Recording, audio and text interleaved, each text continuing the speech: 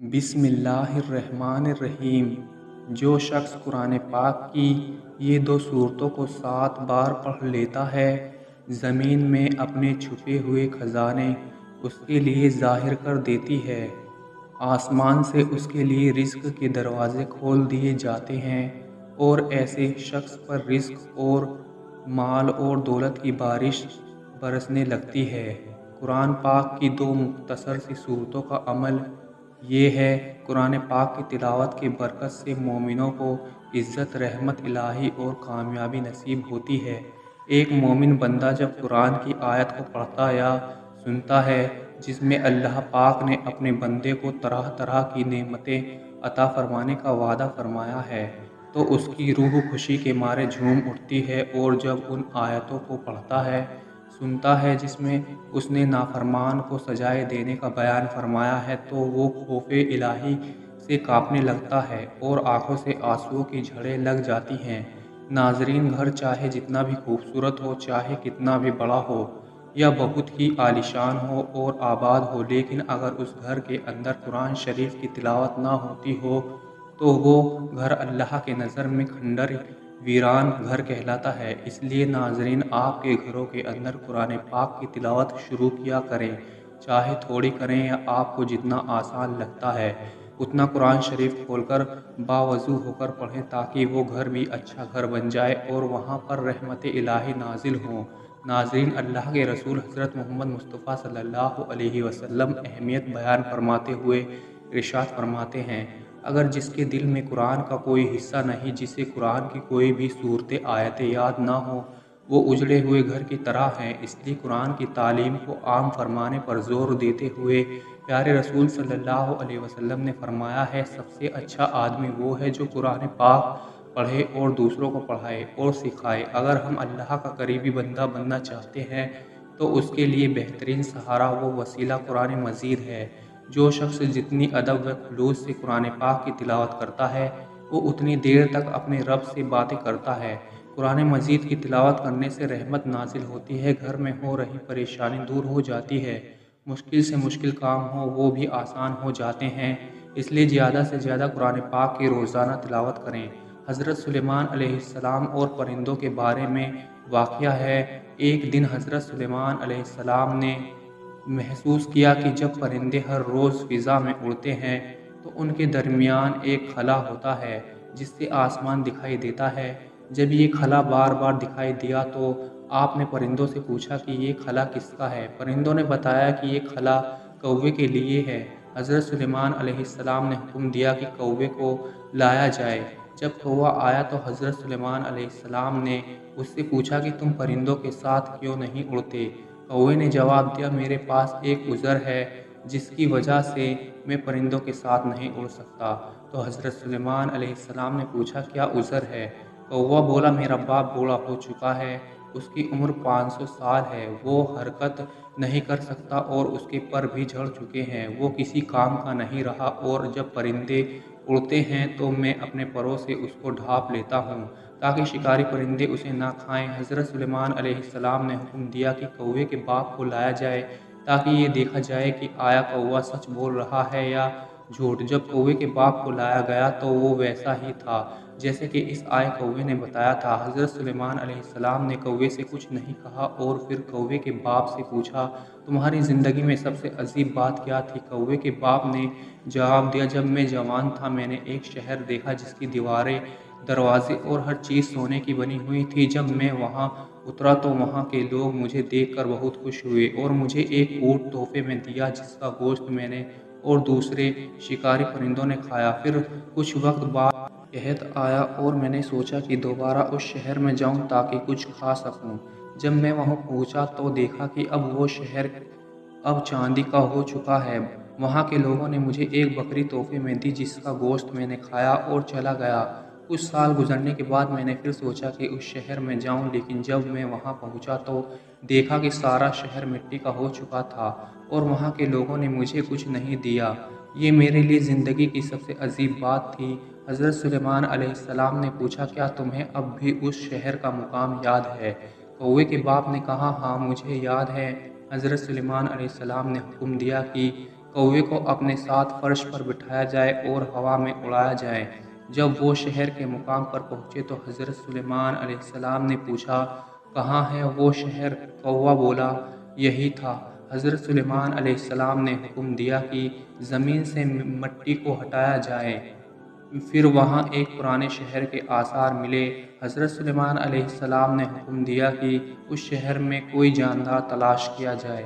کچھ دیر بعد جنات اور ہوا نے بتایا کہ ایک کنویں میں ایک بڑا سانپ ملا ہے جس کی عمر 300 سال ہے۔ حضرت سلیمان علیہ السلام نے سانپ کو بلایا اور اس سے پوچھا، تم کون ہو؟ تو سانپ نے کہا، میرا نام سیاہ ہے۔ حضرت سلیمان علیہ السلام نے پوچھا، کیا تمہیں اس شہر کے لوگوں کی موت کے بارے میں کچھ معلوم ہے؟ سانپ نے کہا، میں تب تک کچھ نہیں بتاؤں گا جب تک آپ مجھے اللہ کا وعدہ نہ دیں کہ مجھے کوئی نقصان نہیں پہنچائے گا۔ حضرت سلیمان علیہ السلام نے وعدہ دیا، میں تمہیں اللہ کا وعدہ دیتا ہوں کہ تمہیں کوئی نقصان نہیں پہنچے گا جب تک تم کچھ غلط نہ کرو۔ سانپ نے کہا، اس شہر کے لوگ اللہ کی نعمتوں سے بغاوت کر چکے تھے تو اللہ نے مجھے ان پر مسلط کیا اور میں نے کنویں کے پانی میں زہر ملا دیا جس سے وہ سب مر گئے۔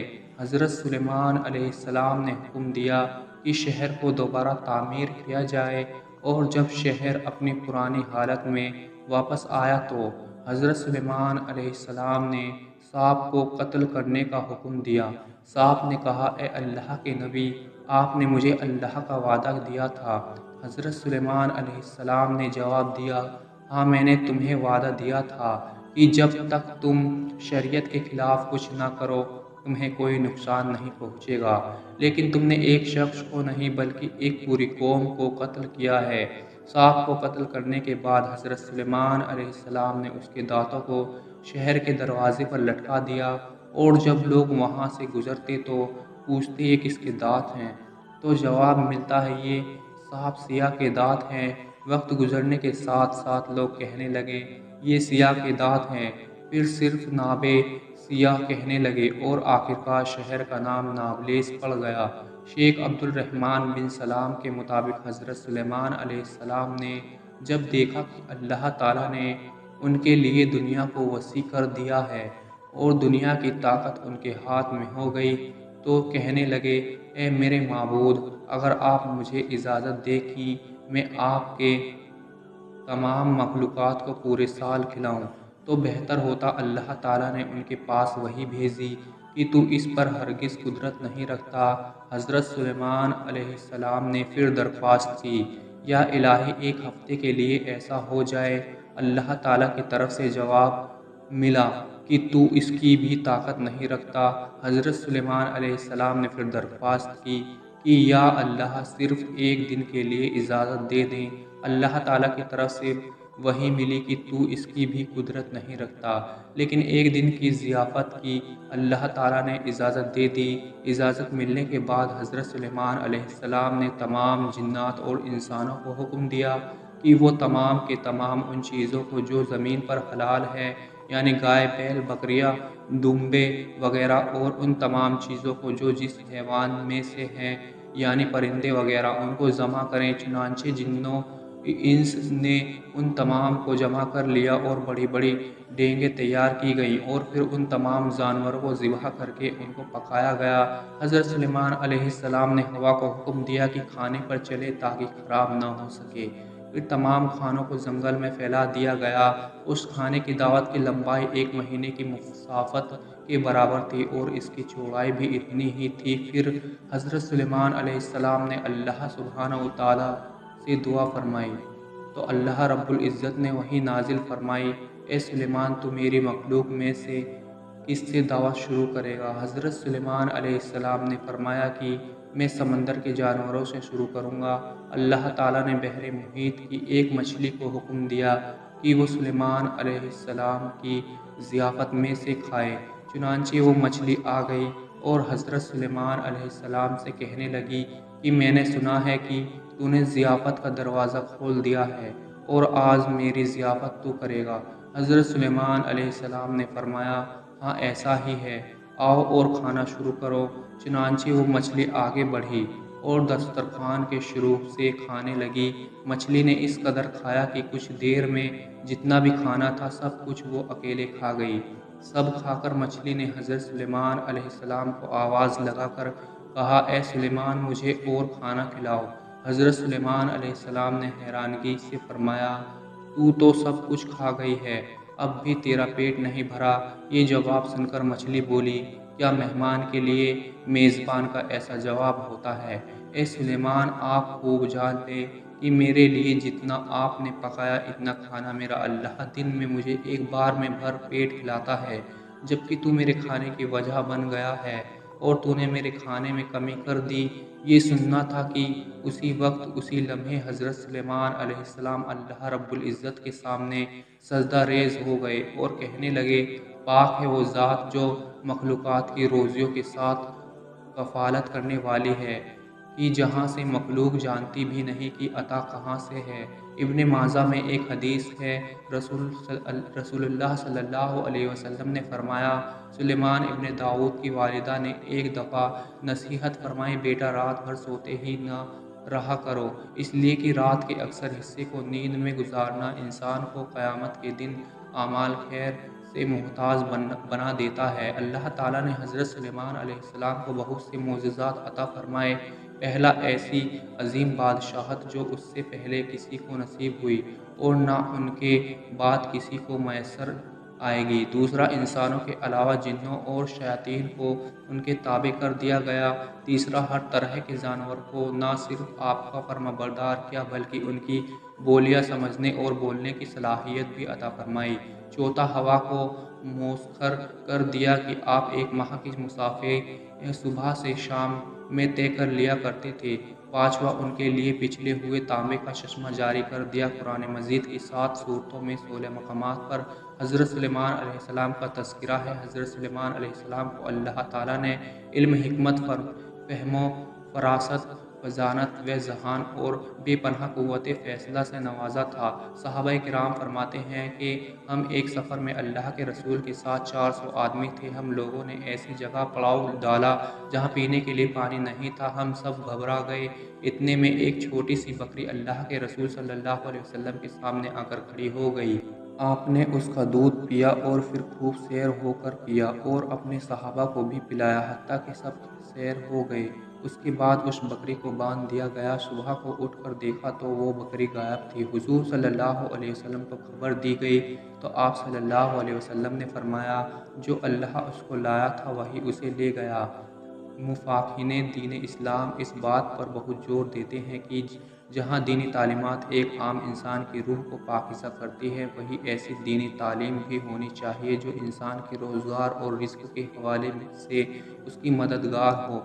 بلا شبہ رزق اور مال و دولت عطا کرنے والی ذات صرف اور صرف خدائے وحدہ لا شریک ہی ہے اور وہ جس چاہے بے حساب رزق عطا فرماتا ہے، لیکن بزرگان دین نے کچھ ایسے طریقہ کار بھی واضح کیے ہیں جو دینی تعلیمات کے عین مطابق ہیں اور شب و روز کے آزمائے ہوئے مجرب عملیات ہیں۔ 400 سال پرانی کتاب اعضائے طریقت میں مفتی علامہ عبدالقادر مصری رحمۃ اللہ سے منقول ہے کہ رزق کے خزانے کھلوانے والا ایسا عمل بتایا گیا ہے کہ جس کے کرنے سے انسان پر دولت کی بارش ہونے لگتی ہے۔